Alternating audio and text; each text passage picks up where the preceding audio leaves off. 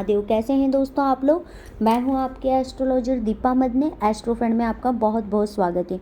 दोस्तों आज हम चर्चा करेंगे हरियाली अमावस्या के ऊपर। जी हाँ दोस्तों, हरियाली अमावस्या पर हम ऐसे क्या उपाय करें कि हम पितरों की पूरी कृपा पा सकें, हम अपनी कुंडली में पितृ दोष को समाप्त कर सकें, हम अपने पितरों को की सहायता से अपने सोए भाग्य को जगा सकें।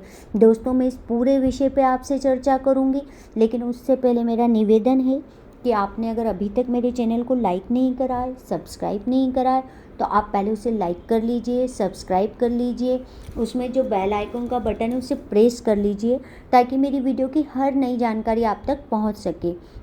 चलिए दोस्तों मैं अपनी चर्चा को आगे बढ़ाती हूँ। दोस्तों इस साल हरियाली अमावस्या 28 जुलाई को पड़ रही है। पुष्य नक्षत्र में शनि इसका स्वामी है और इसका उप नक्षत्र स्वामी गुरु है। तो दोस्तों आप समझ ही गए होंगे कि जब शनि और गुरु का कहीं मिलन हो रहा है तो हमें हमारे उपायों में भी इनका उपयोग करके ही इसकी पूर्ण कृपा पानी चाहिए, ताकि पितरों को भी हम तृप्त कर सकें और उस इन दानों के साथ हम अपने जीवन में पितरों की पूर्ण कृपा पा सकें। तो दोस्तों आपको क्या करना है। दोस्तों आपको, अगर आप अपने पितरों को गया जी छोड़ आए हैं, मोक्ष दे आए, तो आपको किसी ब्राह्मण को अपने घर बुलाना चाहिए। आप किसी ब्राह्मण को अपने घर बुलाकर उसे खाना खिला सकते हैं। आप खाना नहीं खिला सकते तो उसे सीधा दे सकते हैं। अगर आप सीधा भी नहीं देना चाहते तो दोस्तों 1 किलो चने की दाल और 1 किलो उड़द की दाल उसको ज़रूर दे दीजिए, पर उड़द की दाल साबुत होना चाहिए। दोस्तों आप चाहें तो उन्हें वस्त्र भी दे सकते हैं, आप चाहे तो उन्हें दक्षिणा भी दे सकते हैं। और दोस्तों अगर आप अपने घर बुलाने में सामर्थ्य नहीं है, आप अकेले रहते हैं और आप कहीं नौकरी पे जाते हैं और आपके पास इतना समय नहीं है, तो दोस्तों आप अपने ऑफिस जाते जाते या अपने काम पे जाते जाते भी किसी मंदिर में किसी ब्राह्मण को 1 किलो चने की दाल और 1 किलो काली उड़द की दाल जरूर दे दीजिए। दोस्तों जो लोग अपने पितरों को गया जी मोक्ष कर कर नहीं आए, अपने पितरों का तर्पण नहीं करके आए हैं, उन लोगों को आज के दिन 28 जुलाई के दिन जिस दिन हरियाली अमावस्या है, किसी मजदूर को 1 किलो चने की दाल और एक काला छाता या 1 जोड़ी चप्पल ज़रूर पहना देनी चाहिए। आप चाहें तो दोस्तों काला जूता भी पहना सकते हैं। दोस्तों इससे क्या होगा कि आप पूर्ण रूप से शनि और गुरु का जो नक्षत्र पड़ रहा है उसकी भी कृपा अपने जीवन में पितरों के साथ पा लेंगे। दोस्तों अगर आप ये इस उपाय को करते हैं तो मेरा यकीन मानिए दोस्तों कि आप लोग अपने पितरों की पूर्ण कृपा पा लेंगे। दोस्तों इस दिन सुहाग जो औरतें ये चाहती कि हमारे सुहाग की लंबी उम्र हो, हमारे पितरों की कृपा हमको हमेशा मिलती रहे। दोस्तों जिन घरों में जिनके घर में बड़े बुजुर्ग सुहागन गए हों, उन लोगों को आज के दिन हरियाली अमावस्या के दिन हरी साड़ी, हरी चूड़ी और पूरा श्रृंगार का सामान किसी सुहागन स्त्री को जरूर देना चाहिए। पर दोस्तों अगर आप गया जी मोक्ष कर आए हैं, तो अगर जो लोग गया जी मोक्ष अपने पितरों को दे आए हैं, उन लोगों को किसी ब्राह्मणी को यानी कि बम्मन की पत्नी को पूरी सुहाग की सामग्री हरी चूड़ी, एक साड़ी दें जरूर उसको। तो इससे आपके सुहाग की, आपके पति की लंबी आयु होती है। दोस्तों अगर आप अपने पितरों को गया जी मोक्ष नहीं कर आए हैं, तो आप दोस्तों किसी भी स्त्री को आज के दिन एक सुहाग की सामग्री का पूरा सामान और एक साड़ी जरूर देना चाहिए, साथ में हरी चूड़ी भी। अगर दोस्तों आपका सामर्थ्य साड़ी लेने का नहीं है, पूर्ण रूप से सुहाग सामग्री देने का नहीं है, तो दोस्तों आप एक मेहंदी का कोण भी दे सकते हैं। दोस्तों अब आपको दूसरा उपाय क्या करना है। अगर आपको ऐसा लग रहा है कि मेरे जीवन में बहुत सारी परेशानियां आ रही हैं, बहुत सारी आप पे इतनी आर्थिक परेशानी आ चुकी है कि आपको ऐसा लगने लग गया है कि मैं इस परेशानी से कभी निकल नहीं पाऊंगा, इन परेशानियों को कैसे कम करूंगा, आपको सुसाइड तक के ख्याल आने लग गए, तो दोस्तों आपको इस साल हरियाली अमावस्या के दिन क्या करना चाहिए। दोस्तों आपको काली उड़द का आटा लेना चाहिए, आपको काले तिल मिक्सी में पीस लेना चाहिए और आपको जो भी मिक्सी में पीस लेना चाहिए। इन तीनों को बराबर मात्रा में पीसने के बाद आपको इनको लोई बनाना है, छोटी छोटी गोलियां बनाना है। और दोस्तों ये गोलियां आप 11, 7, 21, 51, 108 की संख्या में बनाइए दोस्तों। और इनको बनाने के बाद दोस्तों जब आप इनके आटे की लोई की गोलियां बनाएंगे, अगर आप भोजपत्र पे छोटा छोटा राम नाम लिख के, अगर आप 11 गोली बना रहे हैं तो आप 11 भोजपत्र के टुकड़े पर राम नाम लिख दीजिए और वो गोली बनाते जो आपने आटा गूंदा हर गोली के अंदर उसको रख दीजिए भोजपत्र के।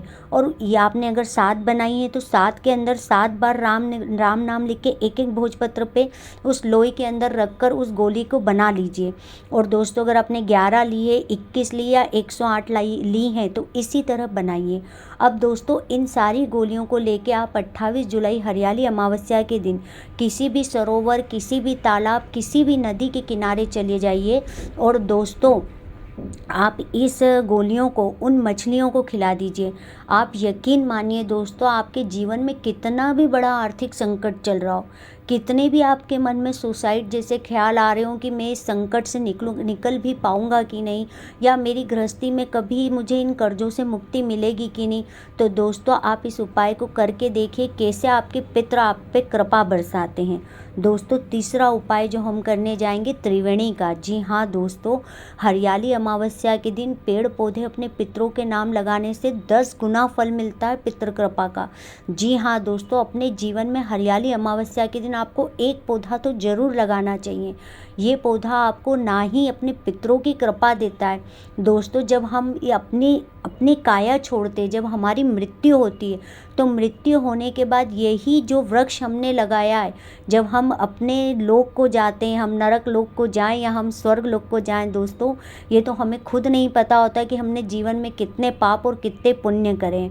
ना हम कर्मदाता हैं, ना हम अपने कर्म पढ़ सकते हैं, ना देख सकते हैं। तो दोस्तों यही वृक्ष उस समय हमें छाया देता है, यही वृक्ष हमें उस समय पूरे रास्ते को छाया, हवा, पानी, फल देता है, ताकि हम उस जो वृक्ष हमने लगाया था उस वृक्ष से हम अपने पितरों को ही कृपा नहीं पहुंचाते दोस्तों, हम मरने के उपरांत अपने जीवन में उस वृक्ष की छाया और फल को भी अपने साथ लेकर जाते हैं।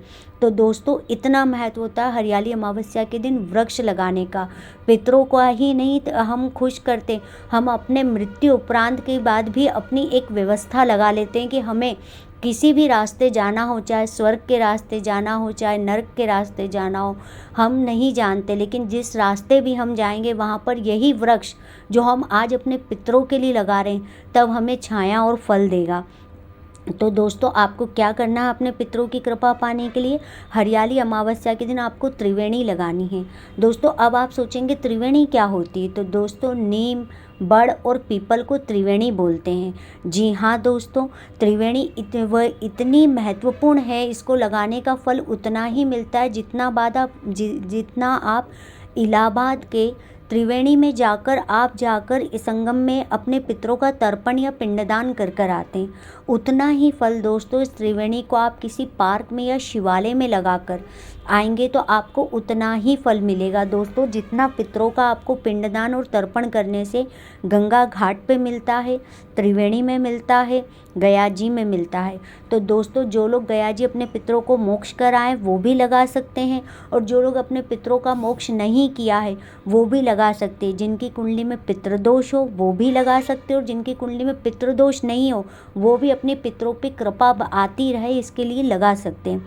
दोस्तों आपको एक गड्ढा करना, उसमें नीम का पेड़, पीपल का पेड़ और बरगद का पेड़, तीनों पेड़ एक साथ आपको लगा देने हैं। अब दोस्तों त्रिवेणी तो आपने लगा दी, पर अगर आप अपने जीवन में कोई विशेष कामना अपने पितरों से चाहते हैं, कोई विशेष ऐसी कृपा चाहते हैं कि मेरे पितर मुझ पे कृपा हमेशा मिलती रहे, हमेशा ये पितृ कृपा मेरे पे बरसती रहे, जैसे अगर आपके घर पे संतान नहीं हो रही है दोस्तों, आपको संतान की चाह है और आपके घर में संतान नहीं हो रही, तो दोस्तों आपको त्रिवेणी के साथ साथ में एक बगल में गड्ढा करिए एक और पौधा लगाने के लिए। आपको क्या करना है दोस्तों, अगर आपको त्रिवेणी लगा दी आपने, त्रिवेणी के लिए भी दोस्तों आप बहुत ज़्यादा बड़े पेड़ ना लाएं, आपको पौधे लगाने चाहिए, नीम का पेड़, बरगद का पेड़ और पीपल का पेड़ एक ही गड्ढे में करके आपने तीनों को लगा देना है। उसके पास में दूसरा गड्ढा आप करिए, और आप चाहे तो इसके साथ में एक ही गड्ढे में इन 4 पौधों को लगा सकते हैं, लेकिन दोस्तों त्रिवेणी तो त्रिवेणी होती है, तीन का संगम होती है। इसलिए आप त्रिवेणी को गड्ढे में केवल 3 पौधे नीम, बड़ और पीपल ही लगाइए। और थोड़ी सी दूरी पे उसके पास में आपको कौन सा पौधा लगाना है दोस्तों? आपको अश्वगंधा का पौधा लगाना है। जी हाँ दोस्तों, अगर आप अश्वगंधा का पौधा हरियाली अमावस्या को त्रिवेणी के साथ में लगा देते हैं तो दोस्तों आपके घर में जल्दी ही आपको संतान सुख की प्राप्ति हो जाती है। दोस्तों, अगर आप जीवन में ऐश्वर्य की चाह रखते हैं, काफ़ी ज़्यादा मान सम्मान की आपके अंदर भूख है, आपको लगता है इतना मुझे ऐश्वर्य मिलना चाहिए जितना किसी का ना हो, या मेरे अलावा जहाँ मैं खड़ा हूँ मैं ही मैं हूँ, तो दोस्तों ऐसा तो हो नहीं सकता, लेकिन ऐसा ज़रूर हो सकता है कि आपके ऐश्वर्य और मान सम्मान में कोई कमी ना हो। तो पितृ आपके इस मान सम्मान, इस ऐश्वर्य को बनाए रखें। इसके लिए दोस्तों आपको क्या करना है? त्रिवेणी लगानी है। त्रिवेणी के बगल में, उसके पास में ही आपको दोस्तों एक अशोक का पेड़ लगा देना चाहिए। इस अशोक के पेड़ को लगाने से दोस्तों आपको जीवन में संपूर्ण ऐश्वर्य और मान सम्मान की प्राप्ति होगी। दोस्तों, अगर आपके जीवन में आप ये चाहते हैं कि कई लोग बहुत संपन्न हैं और उन्हें डर लगता है कि ऐसा ना हो कि मेरी संपन्नता कभी ख़त्म हो जाए या इसमें कभी कोई कमी आ जाए, या मैं कैसे भी हो, मेरी कहीं पे भी मेरे सुखों में, मेरे घर की लक्ष्मी में, मेरे घर के वंश में कभी कोई कमी ना हो, इनकी बढ़ोतरी में मुझे सर्व संपन्नता मिलती रहे, तो दोस्तों आपको त्रिवेणी के साथ में एक रात रानी का पौधा भी लगाना चाहिए। दोस्तों, रात रानी के पौधे में इतनी सुगंध होती है कि आप जब इसको लगाते हैं तो दोस्तों इसके आसपास का माहौल पूरा सुगंधित हो जाता है। और दोस्तों, इस त्रिवेणी को आपको शिवालय में लगा के, और शिवालय में ही रात रानी का पौधा लगाना चाहिए। अब आप सोचेंगे कि मैंने बाकी पौधों के लिए आपको नहीं बोला कि आप शिवालय में लगाएं, मैंने आपसे कहा आप किसी पार्क में भी लगा सकते हो और शिवालय में भी, पर इसके लिए मैं आपको क्यों बोल रही हूँ? तो दोस्तों इसको समझने की कोशिश करिए। जब हम त्रिवेणी किसी शिवालय में लगा रहे हैं तो हम पितरों के लिए तो हमने लगा दी, पर जब हम रात रानी का पौधा लगा रहे तो हम क्या चाह रहे? हमारे जीवन में अनंत सुख बना रहे, हमारे जीवन में संपदा ऐश्वर्य बनी रहे। तो दोस्तों जब हम रात रानी का पौधा लगाते हैं तो जानते हैं दोस्तों, इस सुगंध से शिव तो प्रसन्न होते हैं, पर शिव अक्सर नाग के साथ में देखे जाते हैं। सर्प उनके गले का हार बना रहता है। और दोस्तों, सर्प, राहु और केतु को हम कुंडली में डिनोट करते हैं। हम कुंडली का एक हिस्सा कहीं ना कहीं हम सर्प को राहु और केतु से जोड़कर देखते हैं। तो दोस्तों, जब आपने देखा होगा कि सर्प अक्सर चंदन के पेड़ पर रहते हैं, तो चंदन के पेड़ पे इतनी सुगंध होती है कि सर्प उसको छोड़ के कहीं और जाना नहीं चाहते। सबसे ज़्यादा अगर सर्प को कोई प्रिय पेड़ है तो वो चंदन का पेड़ है। उसके बाद सर्प को अगर कोई पेड़ सबसे ज़्यादा पसंद है तो जिनमें खुशबू आती हो, जैसे रात रानी है, मोगरा है, इन पौधों के में आपको अक्सर, रात रानी के पौधे में आपको कभी ना कभी सांप देखने को मिल जाएंगे या वहाँ सांप का डेरा मिल जाएगा। तो दोस्तों जब आप इस पौधे को वहाँ लगाते हैं और इसकी सुगंध से शिव जी तो प्रसन्न होते ही हैं, पर उनके गले में जो लगा नाग है, जो राहु केतु का रूप है, वो भी प्रसन्न होता है और इसकी सुगंध से वो वहीं निर्मित रहता है, वहीं खुश रहता है। और अगर आपकी कुंडली में किसी तरीके से काल सर्प दोष भी निर्मित हो रहा हो दोस्तों, तो इस सुगंध से मुग्ध होने के कारण वो काल सर्प दोष को भी काटता है। तो दोस्तों मैं उम्मीद करती हूँ कि आपको मेरे उपाय पसंद आए होंगे, मेरी जानकारी अच्छी लगी होगी। दोस्तों उपाय छोटे हैं और बहुत असरदार है। अगर आपको मेरी जानकारी अच्छी लगी है तो अपने दोस्तों रिलेटिव के संग ज़रूर शेयर करिए। धन्यवाद दोस्तों।